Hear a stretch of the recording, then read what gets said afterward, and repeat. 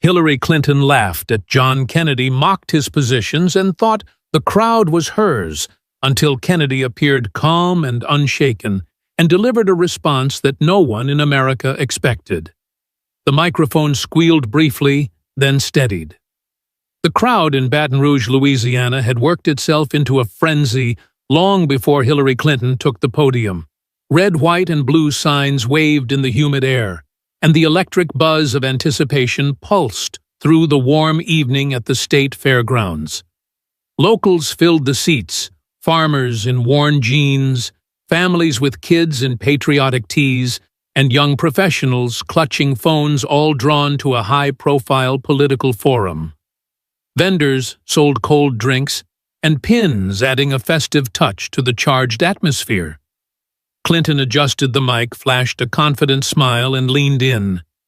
"You know," she said, stretching the words as cheers quieted, "some folks think Senator John Neely Kennedy is the people's champion." She paused, letting chuckles rise. Then she laughed, sharp and mocking.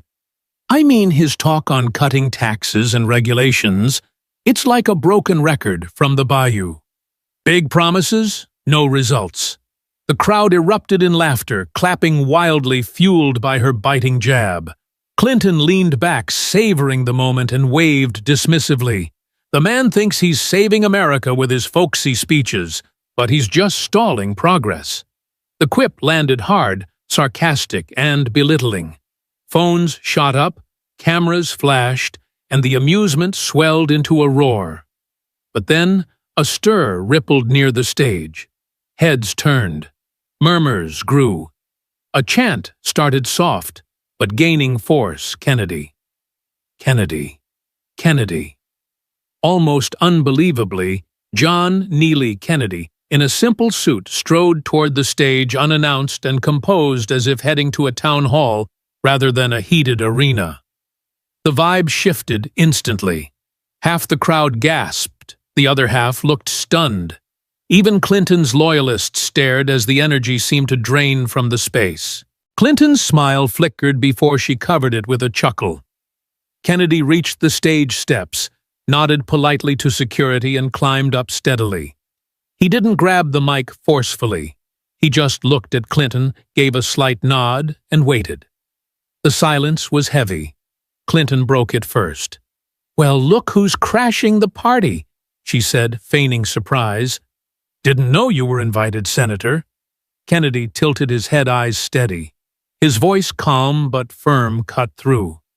"I wasn't, but since you're talking about my work for Louisiana, I figured I'd hear it myself." Gasps swept the crowd. Phones angled higher. Reporters scrambled to reposition cameras. The forum was no longer routine. It felt historic. Clinton tried again. "Oh, perfect. The guy who's all talk on fiscal responsibility.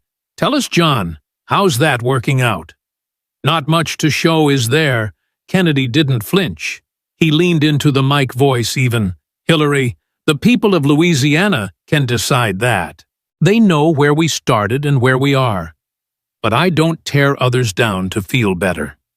The crowd stirred. Some cheered, some jeered, but all eyes stayed glued. Even Clinton's strongest supporters couldn't ignore the contrast, her sharp mockery versus his steady resolve. Kennedy continued unruffled. "Laugh at my policies if you want. That's politics. But when you mock the families who've gained from tax cuts, the workers with new jobs, you're not mocking me, you're mocking them." The words hit hard. Laughter faded. A woman in the front lowered her phone, her grin softening. A man with a Kennedy sticker glanced at his friend, unsure whether to cheer or stay quiet. Reporters' jaws dropped, sensing a moment that would echo for years. Clinton forced a laugh. "See, folks, this is his trick, folksy talk, that sounds nice but means nothing. Just words." Kennedy replied simply. Sometimes Hillary words rooted in truth outweigh sarcasm. The hush was palpable. Then a section of the crowd clapped, not Clinton's usual cheer, but genuine support for Kennedy. Cameras zoomed in. Social media lit up as clips spread like wildfire. But what came next would flip the night upside down. The crowd's shifting energy told the story better than words. The Baton Rouge air was thick, the heat from the gathering amplifying the tension. Locals had arrived early, toting folding chairs, kids in star-spangled shirts, vendors selling snacks. It was supposed to be a standard event. Cheers, sound bites, and stories to share. But Kennedy's arrival changed everything. The audience split Clinton's backers, chanting, to dominate Kennedy's unexpected allies, erupting in applause. A woman in a blue cap shouted, "He doesn't belong here. This is her stage." Her voice wavered, more anxious than bold. Beside her, a man filming snapped back, "If she's trashing him, why can't he respond?" His words drew nods from others watching quietly. Reporters huddled, fumbling cameras. One whispered, "This wasn't on the schedule. Nobody saw this coming." Her colleague replied, "Look at the crowd, they're hooked. This is bigger than politics." On stage, Clinton tried to hold the spotlight, pacing and gesturing broadly. But eyes drifted to Kennedy, standing with hands relaxed, face unreadable, like a chess player awaiting the next move. His calm contrasted sharply with her animation, signaling the difference between trying to control the room and already having it. Behind the stage, young adults buzzed. "I can't believe he's here," one said, clutching her phone. "My mom won't believe this. It's like two worlds colliding." Another showed his screen where clips trended. "It's blowing up online."